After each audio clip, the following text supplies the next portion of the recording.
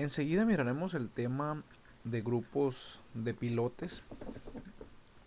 Este tema es muy interesante, dado que cuando nosotros obtenemos la capacidad de carga de un pilote aislado, podríamos pensar que simplemente multiplicamos por el número de pilotes esa capacidad de carga y podemos tener el valor que se da cuando utilizamos un número n de pilotes en una construcción. Sin embargo, no funciona de esta manera.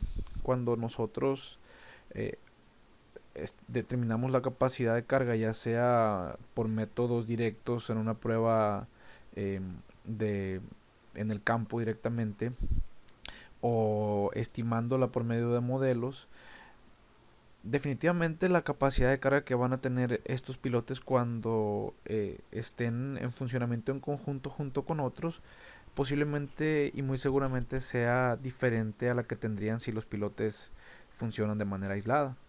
De hecho, los pilotes tienen una serie de configuraciones típicas en la que pueden disponerse de manera rectangular, pueden disponerse de manera octagonal, hexagonal, o pueden disponerse de manera circular. En situaciones prácticas se utilizan mayormente los grupos de pilotes. Estos se acomodan en patrones geométricos cuadrados, rectángulos, círculos y octágonos con un espaciamiento S de centro a centro del pilote. Este es el espaciamiento S de centro a centro del pilote, no menor que 2 veces el diámetro. Los pilotes se conectan en sus extremos superiores a un cabezal, como por ejemplo, como lo vemos aquí. Aquí tenemos un grupo de pilotes y aquí vemos un cabezal. Si este está en contacto directo con el suelo, pues también el cabezal transmite carga directamente al suelo. No es común que el cabezal de los pilotes se coloque volando, por utilizar un término como es el caso de esta imagen que vemos aquí. Pero en muchos casos, como el caso de este puente que vemos nosotros, a pesar de que este cabezal en un inicio se haya colocado directamente sobre el suelo, el río o el afluente que va por debajo de este puente puede deslavar estos pilotes y a final de cuentas, aunque en un inicio el cabezal estaba soportando carga, pues en alguna de las etapas del funcionamiento de esta estructura no la va a estar soportando. Entonces hay que conocer el proyecto para suponer si vamos a tomar en cuenta la carga que va a estar soportando el cabezal, o si vamos a suponer que eventualmente este cabezal no va a estar soportando carga. Esta decisión también es muy importante al momento de tomar decisiones o al momento de llevar a cabo proyectos geotécnicos y de cimentaciones. La capacidad de carga de un grupo de pilotes no es necesariamente la capacidad de carga de uno solo de estos pilotes multiplicada por el número de pilotes. En suelos finos, los pilotes exteriores tienden a recibir mayor carga que los pilotes interiores. Por ejemplo, aquí podemos ver en este análisis que se hizo con este grupo de pilotes, en el que vemos que los pilotes de las orillas soportan mucho mayor carga que los pilotes del centro. Cuando vemos nosotros aquí que en suelos gruesos los pilotes del centro reciben mayor carga, eh, sería algo similar a esto que vemos aquí. En este grupo de pilotes, los pilotes del centro están recibiendo mayor carga que los pilotes de las orillas.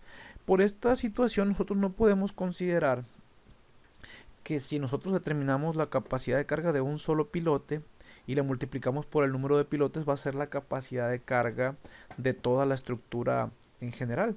Hay que considerar y hay que ver cómo es que funcionan estos pilotes en su conjunto. Cuando los pilotes están muy cercanos uno sobre el otro, estos pilotes trabajan como si fuera un solo pilote grandote. Pero cuando los pilotes están lo suficientemente separados, los pilotes pueden trabajar como si estuvieran funcionando de manera aislada. Entonces hay que verificar ambas situaciones para ver cuál es la situación que está rigiendo en el análisis que se lleva a cabo.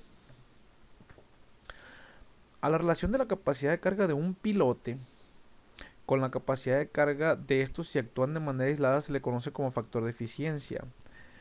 Es decir, si nosotros dividimos la capacidad de carga del grupo entre el número de pilotes por la capacidad de carga de un solo pilote, bueno, pues puede ser que el grupo resista menos carga que los pilotes de manera aislada. No necesariamente va a ser así. En muchas ocasiones también los pilotes pueden soportar mayor carga cuando están en grupo que cuando no lo están, pero es importante considerar ambas situaciones, los pilotos trabajando en grupo y los pilotos trabajando de manera aislada. El factor de eficiencia es normalmente menor a 1, sin embargo en pilotes hincados en suelos gruesos y sueltos tienden a densificar se tienden a densificar y el factor puede ser superior a 1. Es decir, cuando nosotros instalamos un pilote en un suelo que es compactable, eh, inicialmente pues llegamos a una relación de vacíos, pero cuando colocamos otro pilote cercano a este, el efecto de la colocación del pilote que va a estar cercano a este va a densificar aún más el suelo y va a elevar la resistencia de este pilote. Entonces el efecto de la colocación, el efecto de la instalación de los pilotes puede ser importante en la capacidad de carga de los pilotes en grupo. Normalmente se estudian dos modos de falla para determinar la capacidad de carga de un grupo de pilotes.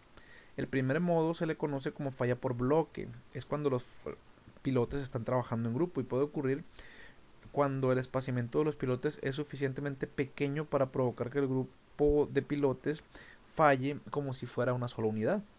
Es decir, si yo coloco los pilotes suficientemente cercanos uno con el otro, pues estos pilotes van a trabajar como si fueran una sola unidad.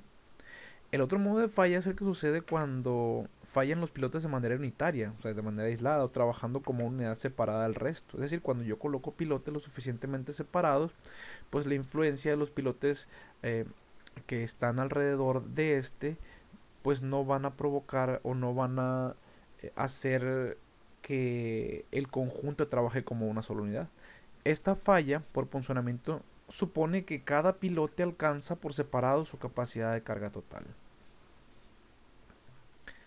La mejor manera de ejemplificar este análisis que se hace de estos dos modos de falla supuestos es con un ejemplo. Vamos a ver que la teoría que hemos estado viendo hasta ahorita simplemente la vamos a aplicar de manera separada, suponiendo que el grupo de pilotos trabaja de manera aislada y también suponiendo que el grupo de pilotos pues trabaja como un grupo. El ejemplo dicta de la siguiente forma: es un grupo de pilotes hincados, son estos 9 pilotes que vemos aquí, cada uno de 40 centímetros de diámetro, se coloca en una matriz de 3x3, y un espaciamiento de 1.2 metros de centro a centro.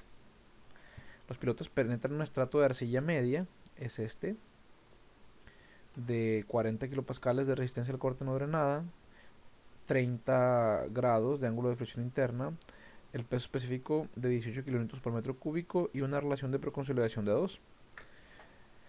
Este estrato mide 8 metros. Y luego posteriormente se hincan en 2 metros de una arcilla rígida que ya tiene una resistencia al corte no drenada bastante mayor que esta, de 40, ahora va a ser de 90.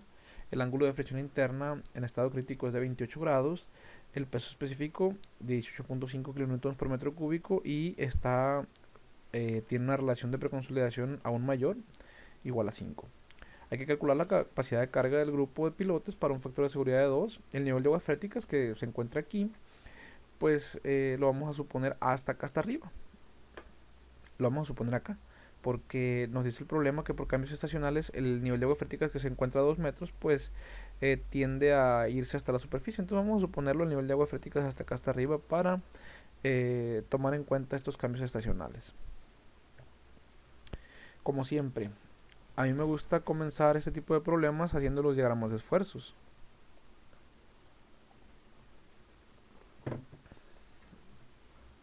Esfuerzos totales, esfuerzos de presión de poro y esfuerzos efectivos.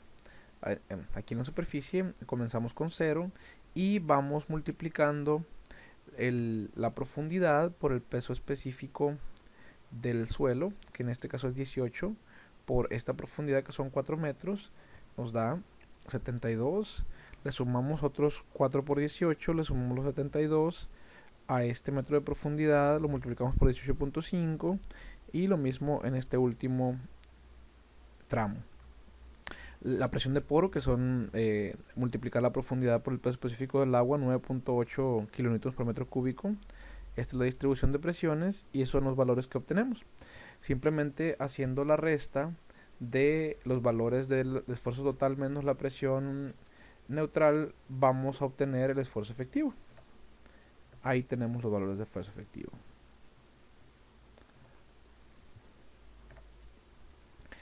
Vamos a hacer 4 análisis. Esos 4 análisis se pueden dividir en 2. El primero es analizando los pilotes aislados y multiplicándolo por el número de pilotes, y después analizándolo como si trabajaran en grupo. Siempre es recomendable hacer el análisis de esfuerzos totales y el análisis de esfuerzos efectivos. Recordar que el análisis de esfuerzos totales es un análisis de resistencia de corto plazo y el análisis de esfuerzos efectivos es un análisis de largo plazo. En videos anteriores de este tema se ha explicado con más detalle estos tópicos. Análisis de esfuerzos totales, comenzamos por aquí. Voy a ir rellenando esta tablita aquí arriba para conforme vayamos avanzando en la solución del problema. El análisis de esfuerzos totales vamos a comenzar analizando los pilotes aislados. Para ello encontraremos la capacidad de carga de uno de los pilotes y la vamos a multiplicar por el número de pilotes, por 9. Comenzamos con el cálculo de la resistencia por fricción. Son 2 capas, esta capa de suelo y esta capa de suelo. Hay que encontrar el factor de fricción. En los modelos anteriores nos habían dado que el factor de fricción es el menor de cualquiera de estos dos, en el que el primero es 0.5 raíz de la resistencia del corte no drenada por el esfuerzo vertical efectivo.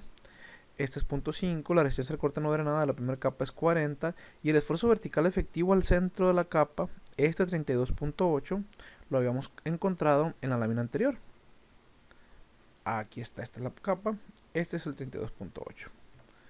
¿Ok?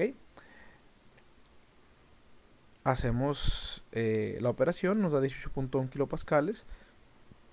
El segundo modelo, un poco diferente, nos da 19 kilopascales, depende de los mismos datos, de la resistencia del corte no drenada y del esfuerzo vertical efectivo. El menor de ambos es 18.1, por eso es que este vamos a utilizar como el parámetro de resistencia por fricción. Eso es para la primera capa. La segunda capa cambian los parámetros, la resistencia del corte no drenada de esta capa es de 90 y el esfuerzo vertical efectivo al centro de esta capa, que sería de aquí a aquí 2 metros, aquí al centro sería, nos regresamos para acá, 74.3 kilopascales. Aquí están esos 74.3 kilopascales. Obtenemos el primer resultado de 40, el segundo resultado de 42, elegimos el menor de 40 y la resistencia por fricción sería multiplicar para la primera capa estos 18.1 por el área que hay alrededor del fuste de un pilote. El área de la primera capa va a ser la circunferencia por la profundidad, que sería en este caso 8 metros. La circunferencia es pi por 0.4 por la profundidad, que son 8 metros, y obtenemos 182 kilonewtons de resistencia por fricción en esta primera capa. La segunda capa, aquí, igual multiplicamos el factor de fricción, que fueron los 40.9 kilopascales, por el área del fuste del pilote. En este caso van a ser la longitud 2 metros por la circunferencia, que sería igual pi por 0.4 por 2 metros, 102.8. Es decir, la primera capa aporta 182 kilonewtons y la segunda capa aportan 102.8 kilonewtons de resistencia por fricción. Entre ambas capas son 284.8 kilonewtons de resistencia por fricción. ¿Ok? Vamos ahora a, igual en un análisis de esfuerzos totales, vamos a calcular la resistencia por punta de uno solo de los pilotes. Resistencia por punta es multiplicar el factor de capacidad de carga por la resistencia del corte no drenada por el área de la punta del pilote ahora, no el área del fuste. Hay que recordar que en los modelos que nos maneja el autor de Munibudo nos da a elegir entre un factor de capacidad de carga de 9 y un factor de capacidad de carga de 6, con estas restricciones que vemos aquí. Dado que la relación longitud-diámetro es de 25 y la resistencia del corte no drenada es de 90, caemos en esta situación que vemos acá y tenemos que elegir el coeficiente de capacidad de carga de 9. Ahora sí, con este coeficiente de capacidad de carga, con la resistencia al corte no drenada de la punta del pilote, que es 90 kilonewtons, perdón, 90 kilopascales, y por el área del pilote nos da que hay una resistencia por punta de 101.8 kilonewtons. Si nosotros sumamos la resistencia por fricción y la resistencia por punta, esta es la resistencia que tiene un solo pilote.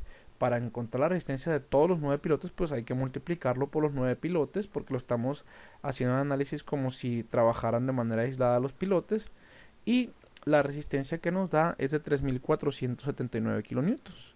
Esa resistencia la vamos a colocar aquí. Son 4 resistencias que vamos a encontrar si trabajaran de manera aislada y si trabajaran en grupo, y en un análisis de esfuerzos totales, es decir, un análisis de corto plazo y un análisis de esfuerzos efectivos, un análisis de largo plazo. Vamos a tener 4 resultados aquí. Al final elegiremos el menor para determinar cuál es la resistencia admisible de este grupo de pilotes. Pasamos con el siguiente análisis, que es un análisis de esfuerzos totales. Seguimos aquí. Ahora lo que vamos a hacer es analizarlos en grupo. Vamos a tratar de encontrar este dato de por acá. Misma historia. Los coeficientes que habíamos encontrado anteriormente. Aquí es 18.1, acá es 40.9. Sin embargo, ahora, como estamos calculando una resistencia por fricción, el área que vamos a tomar no va a ser el área del fuste del pilote, sino va a ser el área de todo el arreglo de los pilotes alrededor. Entonces, esta área va a ser 2.8 por aquí, 2.8 por acá. Y la profundidad del primer estrato van a ser 8 metros. Entonces, vamos a considerar como si fuera un solo pilotote todo esto. Entonces, para la primera capa serían el mismo factor de capacidad de carga por 2.8 por 4. 2.8 por 4 por la profundidad, que serían 8 metros para la primera capa. Aquí está. 2.8 por 4 por la profundidad, que es 8. Para la segunda capa serán 2.8 por 4 por la profundidad de la segunda capa, que es 2. Entonces, de esta manera obtenemos la resistencia por fricción que aporta la primera capa, más la resistencia por fricción que aporta la segunda capa, y la resistencia por fricción del grupo de pilotes, ahora sí trabajando en grupo, serían 2538 kilonewtons. Nos falta la resistencia por punta, como si esto estuviera trabajando como si fuera un solo piloto el que se pusiera. Por punta tenemos los mismos factores de capacidad de carga, solamente que ahora el área de la punta del conjunto de pilotes sería 2.8 por 2.8. Multiplicamos el factor de capacidad de carga por la resistencia al corte no drenada de la capa donde está la punta de los pilotes, y lo multiplicamos por el área del grupo de pilotes, que serían 2.8 por 2.8. Esta es la resistencia por punta. La resistencia del grupo de pilotes hay que sumar la resistencia por fricción a la resistencia por punta, y el valor que obtenemos es 8888 kilonewtons. Este valor va aquí. Ya hicimos todo el análisis de esfuerzos totales, tanto los pilotos trabajando de manera aislada como los pilotos trabajando en grupo. Nos faltan estos dos análisis que están acá abajo, que sería el análisis de esfuerzos efectivos o el análisis de largo plazo. Comencemos con el análisis de esfuerzos efectivos de los pilotos trabajando de manera aislada. Comencemos con el análisis por fricción. El análisis por fricción utilizamos beta por el esfuerzo vertical efectivo por el área. El modelo ya lo habíamos visto anteriormente. Vamos a suponer en este caso que el ángulo de fricción entre el suelo y el pilote es 2/3 del ángulo de fricción interna del suelo. Alimentamos el modelo para la primera capa. Esta capa tiene un ángulo de fricción interna de 30, una relación de preconsolidación de 2. Y aquí vamos a colocar 2/3 del ángulo de fricción interna del suelo para encontrar el ángulo de fricción en la interfase entre el pilote y el suelo. Simplemente alimentamos el modelo y nos da un factor beta de 0.2574. Y la resistencia por fricción de esta primera capa sería este factor por el esfuerzo vertical efectivo al centro de la primera capa, que ya lo habíamos obtenido anteriormente, 32.8, por el área del fuste del pilote. En este caso, el área del fuste del pilote sería la circunferencia del pilote por la profundidad, que serían 8 metros. La circunferencia es pi por 0.4 por la profundidad, que es 8, nos da 84.9 kilonewtons.